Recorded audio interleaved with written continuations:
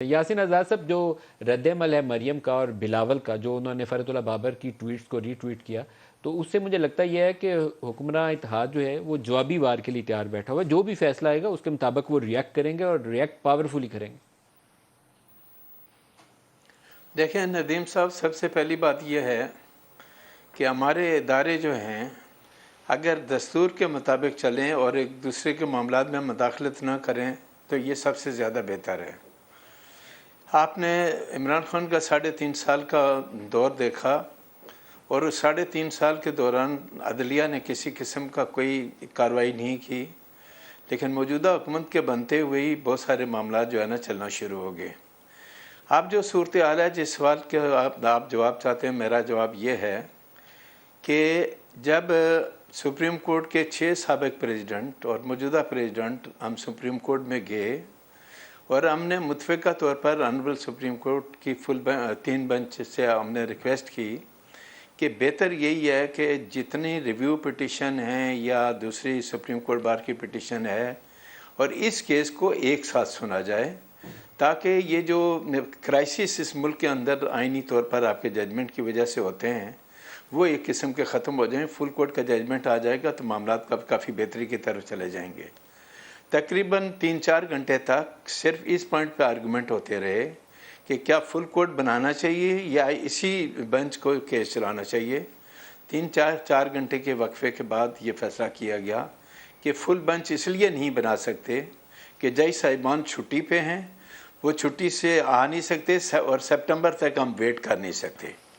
اب جو آئینی نقطہ ہے وہ یہ ہے کہ آئین کا آرٹیکل 63 دیکھ لیں، 3A دیکھ لیں، تو وہاں جو آنریبل سپریم کورٹ کے 3 جج صاحبان نے ججمنٹ دیا، اس ججمنٹ کے اندر کہیں بھی یہ نہیں لکھا کہ یہ ووٹ کاؤنٹ نہیں ہوگا، بلکہ اس کا طریقہ کار 63A یہ کہتا ہے کہ جب وہ ووٹ ڈال لیں گے،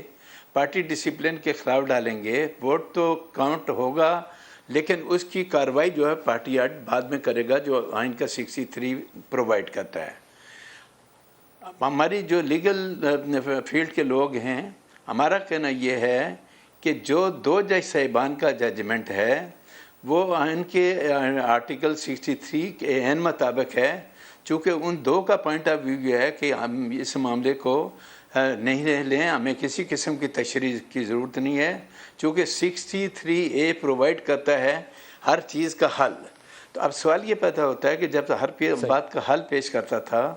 تو یہ فائنڈنگ دینے کی آپ کو ضرورت نہیں تھی کہ وہ ووٹ کاؤنٹ نہیں ہوگا. ایک بات. نمبر 2، ایک دفعہ مقابلہ ہوا،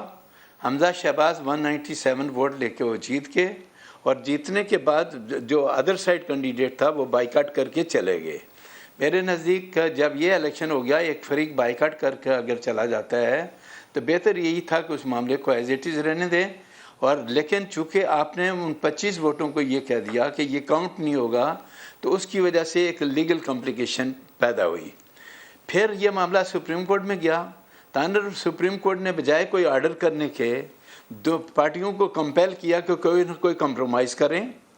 اور کوئی ججمنٹ نہیں آیا بلکہ کمپرومائز کی صورت میں ایک آرڈر سامنے آیا،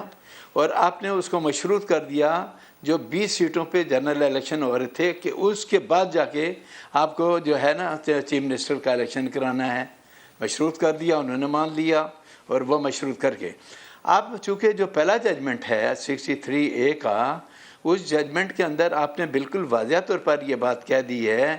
کہ جناب یہ 5 جو آدمی ووٹ پارٹی ڈائریکشن کے مطابق نہیں دے گا وہ ووٹ کاؤنٹ نہیں ہوگا. تو یہاں اگر دونوں خطوط کو ملاحظہ کریں تو جو خط عمران خان صاحب نے لکھا تھا